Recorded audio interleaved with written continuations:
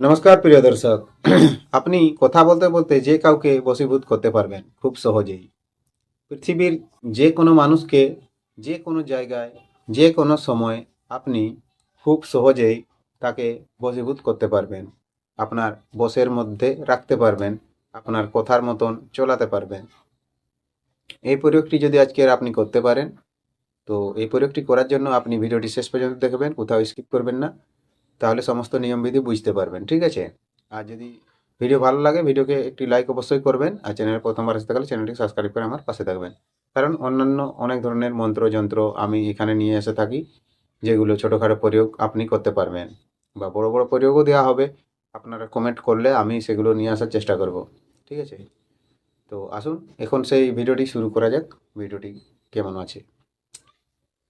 ভিডিওটি হলো আপনার, আপনি কি করবেন, শ্বেত সরিষা শ্বেত সরিষা নেবেন।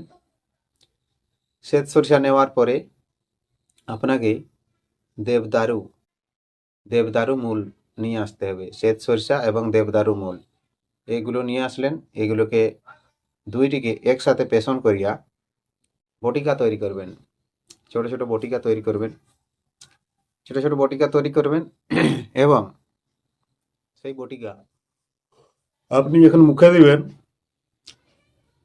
আর যার সাথে কথা বলবেন, সেই কিন্তু আপনার বশীভূত হয়ে যাবে। এরকম একটি শক্তিশালী প্রয়োগ। তো সেই প্রয়োগটি করার জন্য বটিকা তৈরি করলেন। যখন আপনি এটি মুখে ধারণ করবেন বা বশীভূত করার পদ্ধতিতে যাবেন, তখন এই মন্ত্রটি আপনি 108 বার অভিমন্ত্রিত করে নেবেন। মন্ত্রটা অবশ্যই আপনার জানা আছে, সর্বলোক বশীকরণ করার জন্য যে মন্ত্রটা বলা হয়েছে সেই মন্ত্রটা।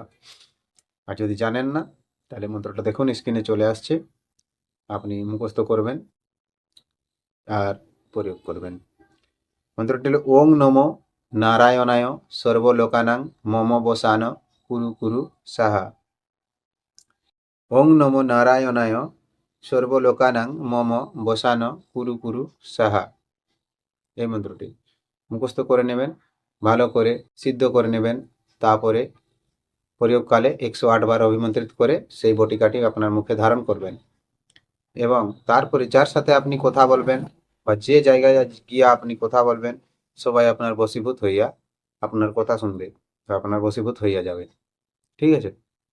আরও অন্যান্য ভিডিও দেখার জন্য চ্যানেলটিকে সাবস্ক্রাইব করবেন, আর কমেন্টে লিখে জানাবেন যদি আপনার কোনো কিছু দরকার লাগে, আমি চেষ্টা করব নিয়ে আসার জন্য, ঠিক আছে?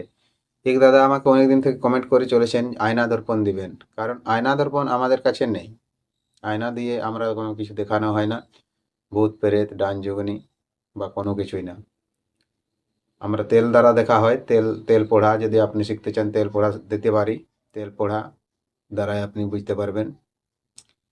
আর যেমন ঘট দর্পণ দেওয়া হয়েছে, ঘট দর্পণ দ্বারা আপনি দেখতে পারবেন, জল দর্পণ দ্বারা দেখতে পারবেন। আয়না দর্পণ আমাদের কাছে নেই, ঠিক আছে বন্ধু? আপনি কমেন্ট করে রাখবেন, যদি চেষ্টা করব থাকলে আমি নিয়ে আসার চেষ্টা করব। তো আজকের মতো ভিডিও এখানেই শেষ করলাম।